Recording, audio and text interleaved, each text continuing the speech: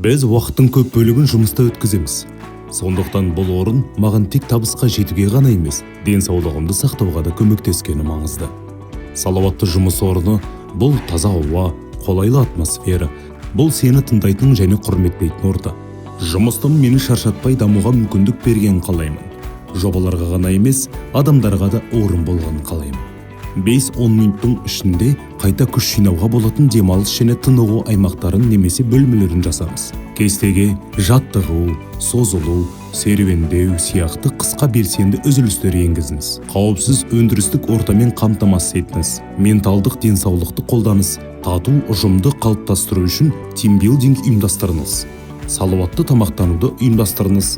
Қызметкерлер мен олардың отбасыларына алдын алу және медициналық көмек көрсетуді ұйымдастырыңыз. Қызметкерлерге қамқорлық өркендеудің кепілі.